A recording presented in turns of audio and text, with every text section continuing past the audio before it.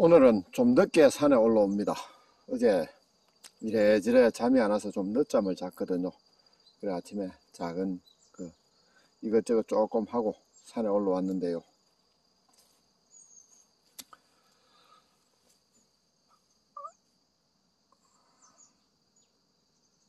지금이 16도 좀 넘고 17도 정도 되죠.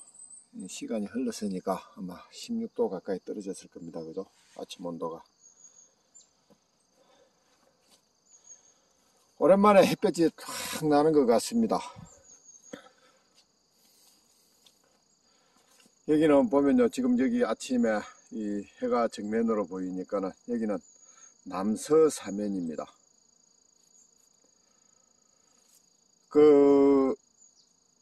송이버섯이 리키다 소나무 밭에는 안 난다고 알려져 있었는데요. 여기가 이 리키다 소나무 밭에 이 송이버섯이 나는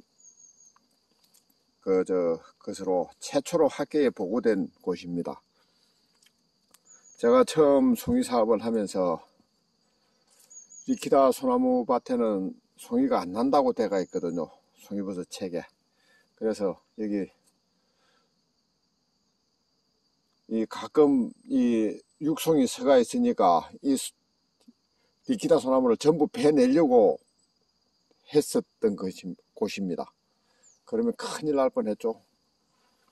자, 여기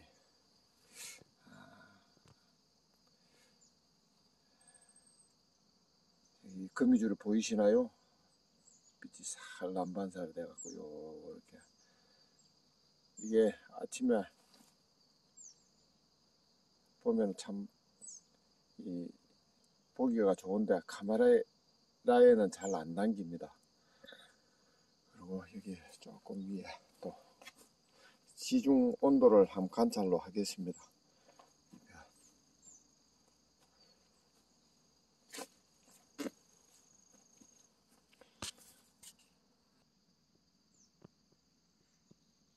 (20도) 오늘도 고비를 무난히 넘기는 것 같습니다.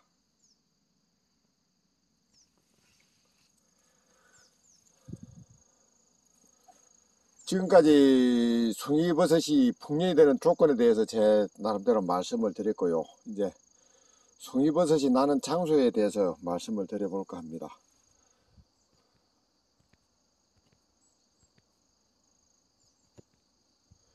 송이버섯은 보통 산에 7부 능선 이상요.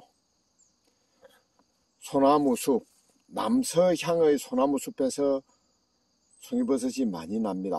남향 내지는 남서향. 그쪽 그런 게 남서 내지 남향의 산이 주로 많이 나는 곳이 되고요. 드물게 산등성이나 이런 데는 뭐라고 해야 됩니까? 남동 방향도 나고 북설의 남서 방향도 거의 서쪽 방향도 나고 그렇습니다. 그러니까 이제 산이 대체적으로 7부, 8부 능선, 소나무숲, 남서 사면에 가면은 송이버섯이 난다고 보셔도 됩니다. 우리 경남 산청지방이잖아요. 산청지방에 이 고속도로, 그 다음에 그러니까 대전 통영간 고속도로, 그리고 그 경호강을 끼고 있는 이쪽 경호강을 끼고 있는 그 도로가 김천 진주간 국도요. 그 국도를 다니다 보면은 동쪽 방향으로요. 소나무산이 있지 않습니까? 그 소나무산에는 거의 송이버섯이 난다고 보셔도 됩니다. 만약에 산행을 하시려고 계획을 잡으시면요.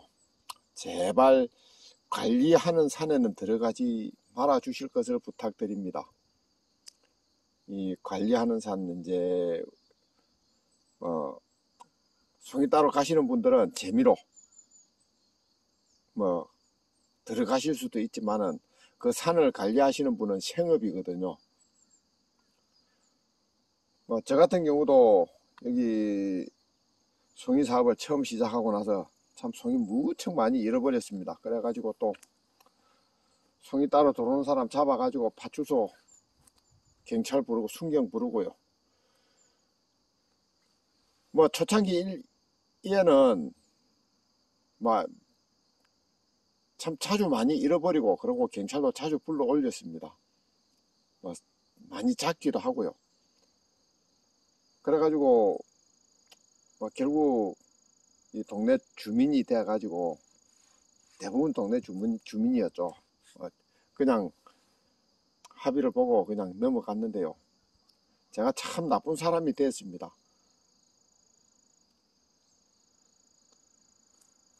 그리고 여기 와가지고 이 산에 송이산에 저 외지 사람이 들어왔다가 저 경찰에 신고돼 갖고 벌금 내신 분들도 몇 분 계십니다. 뭐 저는 이게 생업이거든요. 생업인데 그 뭐라고 해야 됩니까? 이 송이를 도난당하는 일이 생기면은 참 허탈해집니다. 그런 일은 안 하셨으면 좋겠습니다. 제 유튜브를 시청하시는 분들은. 그 제가 생각을 할 때는요, 저 이 서부 경남 이 저 송이 주산지는 송이를 지키는 곳이 굉장히 많습니다. 제 주변만 해도 가끔 동네산, 그러니까 누구나 들어가서 딸 수 있는 산이 있기는 합니다만은 어,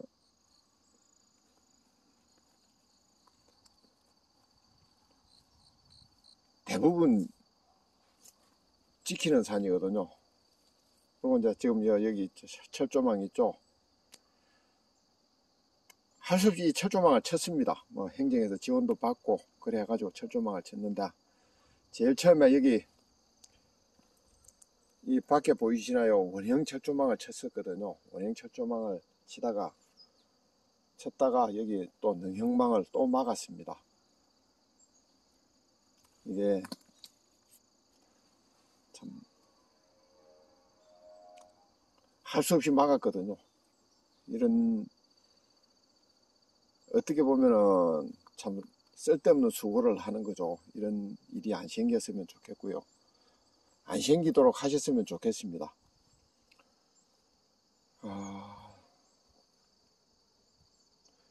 지금 참 서늘한 전형적인 가을 날씨입니다. 오늘 아침 같은 경우죠. 이제 낮에는 또 좀 기온이 올라가겠죠. 그리고 이 기온이 한 3, 4일 지속이 되는 것 같습니다. 금요일날, 토요일날 이제 일기예보가 13도, 12도 뭐 그렇게 낮게 예보가 되어 있거든요.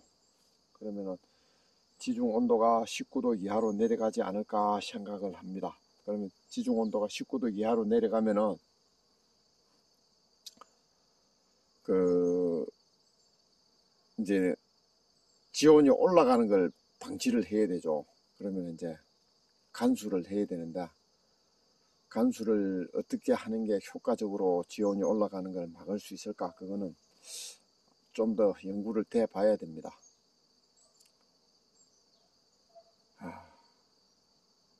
이제 송이 시즌이 다가옵니다. 아마 지금 강원도 그죠? 강원도하고 경북 북부 내륙지방은 가을 송이가 나기 시작했을지도 모릅니다. 제가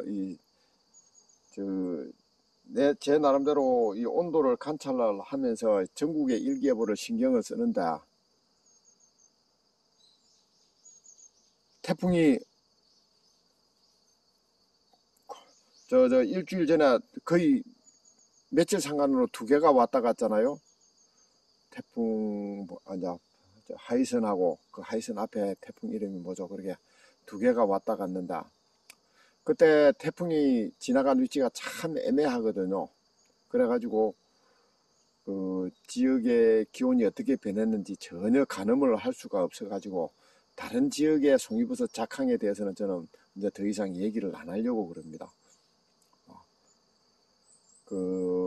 아마 경북 북부 내륙지방, 그죠? 강원도, 영서지방. 그런 데는 아마 산 등성이 하나를 사이에 두고 버섯이 나는 데가 있고 안 나는 데도 있고 그렇게 흉풍의 차이가 심하게 날 수도 있을 겁니다. 네, 이 기온의 변화, 그죠? 기온의 변화 참 정말 이 자연을 상대로, 그죠? 버섯을 관찰하다 보면요, 정말 오묘한 게 이 자연의 이치더라고요.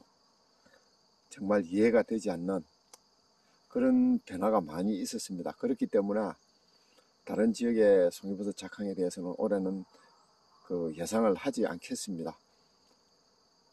이제 4, 5일 있다가 지온이 떨어지면은,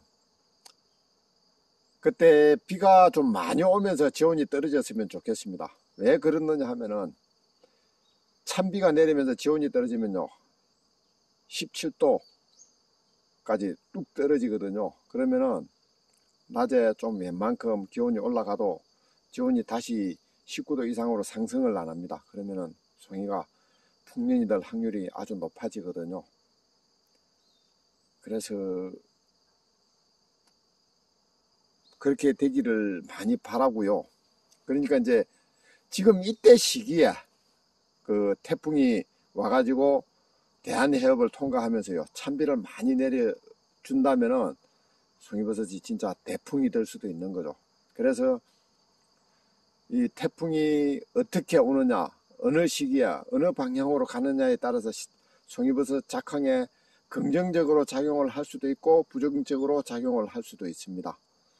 이제 어찌됐든 간에 이제 3, 4일 기다리면은 이제 송이버섯 작황에 대해서 완전히 제 나름대로 판단을 할 수가 있겠죠. 어쨌든 이제 송이버섯 풍년에요, 8부 능선은 올라선 것 같습니다. 아무쪼록 그 토요일, 일요일, 그죠? 한 20일경 전후를 해가지고 기온이 순탄하게 뚝 떨어지고 추석 때 태풍이 오더라도 서해안으로 상륙 올라오지 말고 대한해협을 통과해서 우리나라에 그 찬비가 내리고 그 위험 반경 왼쪽에 들어서 태풍의 피해도 적고 그렇게 되기를 바래 봅니다. 예, 감사합니다.